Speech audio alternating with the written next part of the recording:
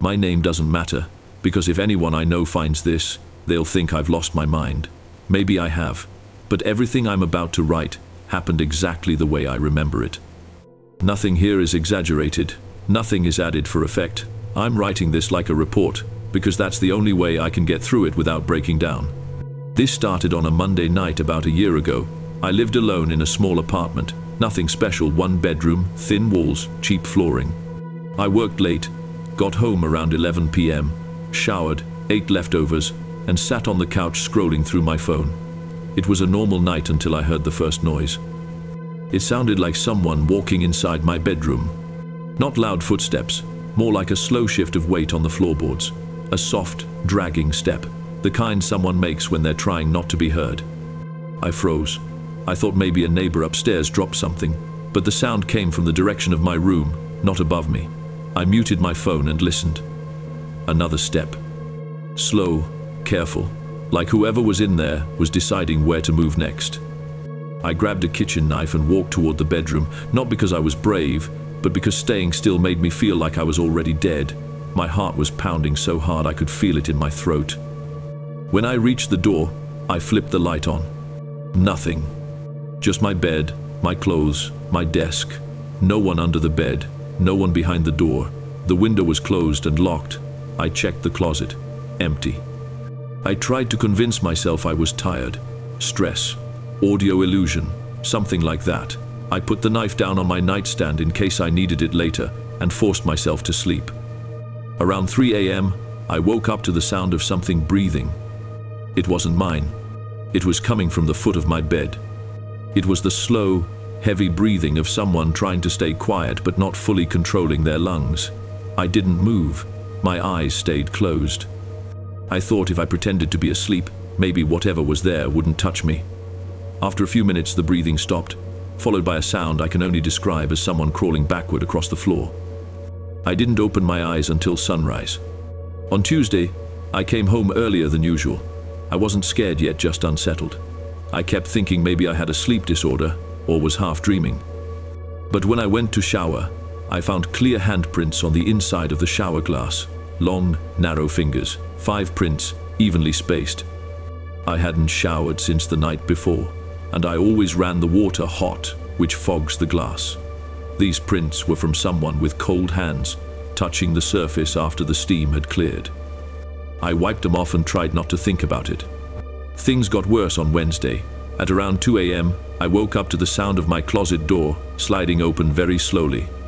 I sleep with my back to the closet, and hearing that door move behind me in the dark was one of the worst feelings I've ever experienced.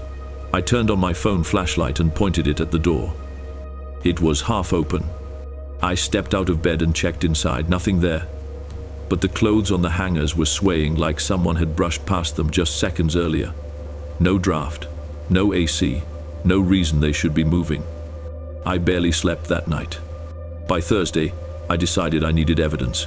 If something was happening, I wanted to catch it. If it was nothing, I wanted to prove to myself I wasn't losing it. I set up my phone on my desk facing the room before I went to sleep. Just a simple recording app with the screen off. I woke up at 6 a.m., phone battery dead, totally drained. It was plugged in all night. I charged it enough to turn it on and check the recording. There was audio for 4 hours. The first 2 hours were normal me shifting, cars outside, typical stuff. The rest was wrong. At 3:14 a.m., the microphone picked up something moving in the room. Light scraping on the floor. A slow push, like someone dragging a hand or foot. Then there was a whisper. I replayed it at least 20 times. It wasn't interference. It wasn't wind. It wasn't pipes. It was a voice saying, "Is greater than you're awake." The voice wasn't loud. It wasn't aggressive. It was calm, almost curious, like it was standing right next to my bed and leaning down toward my face. At that point, I didn't care if I sounded crazy. I left the apartment and checked into a cheap hotel for the night. Before I left, I turned off all the lights, locked the door, and placed a chair against it. When I came back the next evening to grab clothes, the chair was on the opposite side of the room. Nothing was stolen. Nothing was moved except the chair. But the smell in the apartment was different. Not rotten, not dirty. just a stale, heavy odor like someone had been inside breathing the same trapped air for hours. I left again and didn't sleep there for the next 4 days. But that wasn't the end. Leaving didn't stop it, because whatever was in that apartment didn't stay in that apartment. The next time it came back was when I finally tried to return to normal life. I spent the next 4 days at a cheap hotel near my work. It wasn't comfortable, but it was brightly lit, had constant noise from the hallway, and never felt truly silent. Silence was the thing I feared the most after what happened in the apartment. Silence meant I could hear it again. On the second night at the hotel, nothing happened. I slept painfully light, waking every hour, but nothing was in the room. No footsteps, no breathing. I started convincing myself that whatever happened in the apartment was tied specifically to that place. But on the 4th day, something changed. I was at work.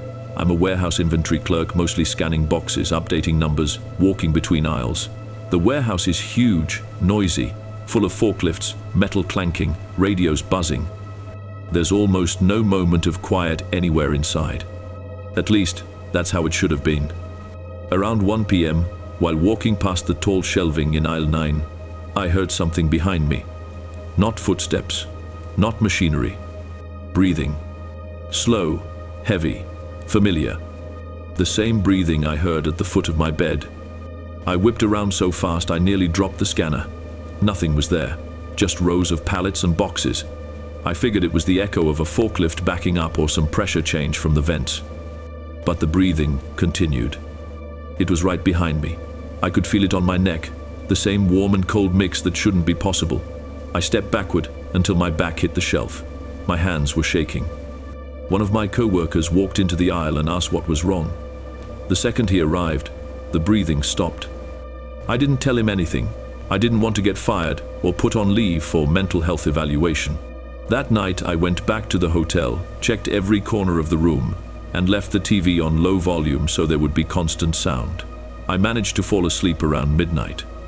At 3:27 a.m., I woke up without knowing why. I wasn't hearing anything at first. The TV was still on, playing some documentary about sharks. The AC hummed like normal, but something felt wrong. The air in the room was heavier, like someone had exhaled into the space and filled it with thick, warm breath. Then I saw the TV flicker. It pixelated for a second, the sound warped, then the screen went black for a moment, before showing a frozen frame of the room itself. Not from the hotel cameras, there are none, but from the exact perspective of the TV stand.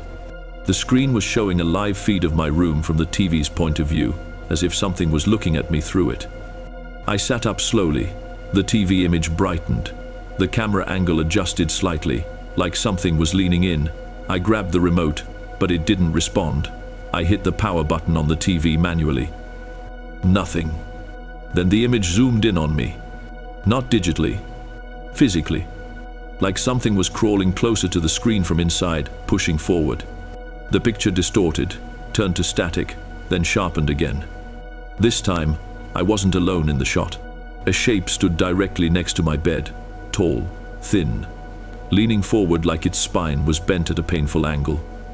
I couldn't see a face, just a dark silhouette, like a person whose body had been stretched unevenly. Its head tilted toward me the same way I imagine a dog tilts its head when hearing something interesting. I didn't scream. My voice failed completely. I backed toward the door slowly. The TV image flickered again, and the figure moved closer in the shot. Not smoothly, more like a series of still frames, each one with the shape a few inches closer. I finally snapped out of it, opened the door, and ran barefoot into the hallway. When I returned with a hotel employee, the TV was completely off. Normal, no strange images, nothing unusual. The employee checked the room and insisted everything was fine. He said maybe the HDMI cable was loose or the hotel Wi-Fi was interfering with the signal. I nodded, pretending that explanation made any sense. I didn't sleep there again. I spent the next night in my car. On Saturday morning, I went back to the apartment, not because I wanted to, but because my lease was nearly up and I needed to decide whether to renew or leave everything behind. I told myself I'd go in, grab clothes and paperwork, and get out in under an hour. The moment I unlocked the door and stepped inside, I knew it had been there. The air was stale again, heavy, warm in that unnatural way that felt like someone had been standing just inches away from me for hours. I walked into the bedroom and froze. The knife I'd left on the nightstand was gone. In its place was something else. My phone charger cable, tied into a perfect knot, with the end draped neatly over the spot where the knife had been. A sign. A message. Or maybe a warning. I didn't look for the knife. I didn't want to know where it moved. I packed in less than 10 minutes, left half my clothes behind, and walked out without looking back. I turned in my keys the next morning and told the landlord he could keep the deposit. For a while, things were quiet. 2 weeks passed. I stayed with a cousin temporarily, slept on a mattress on the floor of his spare room, kept the lights on every night. Nothing happened there. I started to believe maybe it had been connected only to the apartment and the hotel. Maybe it needed a place, not a person. Then one night, around 4 a.m., while I was lying awake scrolling through my phone, I saw something move in the reflection of the darkened screen. Behind me, a tall, thin shadow bending forward slowly, like it was trying to read over my shoulder. I didn't turn around. I couldn't. The reflection was enough. And then it spoke again, in the same calm whisper as before. Is greater than, you left the door open. That's when I realized something impossible but true. It wasn't tied to the apartment. It wasn't tied to the hotel. It was tied to me. And whatever door it was talking about wasn't physical. After that night when I saw it behind me in the phone reflection, I stopped pretending things were random. I stopped pretending it was stress or sleep paralysis or anything that could be explained with normal words. Something had attached itself to me, and the worst part was that it didn't seem in a hurry. It acted like it had all the time in the world. The next few days at my cousin's place were a blur. I barely slept. I kept the door locked, the lights on, and my back against the wall whenever possible. I didn't tell my cousin anything because I didn't want him involved. Whatever this thing was, it focused on me. I wasn't going to risk it noticing someone else. The real problem started when I began hearing it even in loud environments. On Wednesday, while sitting in a crowded fast food place, I heard that same slow breathing from behind me. People were talking everywhere, kids yelling, workers calling out order numbers, but behind all of it, like a layer under the noise, was its breathing. Deep, slow, wet. I stood up, pretending I needed napkins. The breathing followed, not footsteps, just presence, like someone leaning too close behind you in line. I walked outside, and it stopped instantly. That's when I realized something. It avoided open spaces, wide areas, places without corners or shadows, which explained why it always chose bedrooms, hallways, bathrooms, aisles, hotel rooms, enclosed spaces, controlled spaces, spaces where the air couldn't escape. That night, when I got back to my cousin's house, I checked the spare room the way someone checks a crime scene. Closet, empty. Behind the door, nothing. Under the bed, nothing. Bathroom, clear. Still, I left the lights on and kept the door cracked open so I could hear anything that moved. I stayed awake until around 3:40 a.m. At some point, I must have drifted off with the phone still in my hand. I woke up to silence. Not regular silence, the heavy kind. The same suffocating stillness the apartment had right before something happened. The kind that felt like the air had been breathed by someone else first. I didn't move. I didn't open my eyes at first. Then I heard the slow shift of weight on the wooden floor, inches away from where I slept. It exhaled. Long, wet, close. I opened my eyes. It was standing in the corner of the room. I don't know how long it had been there. Maybe minutes, maybe hours. Its body was tall, thin, twisted, like its spine had too many angles. Its head was tilted unnaturally far to the side, almost resting against its own shoulder. Its arms were long enough that its fingers brushed the floor. I didn't scream. I couldn't. It watched me the way someone watches a sleeping animal they've already trapped. Then it moved, not walking, shifting.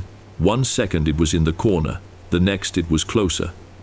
Not instant teleportation, but like its whole body dragged forward in one unnatural pull without bending its legs.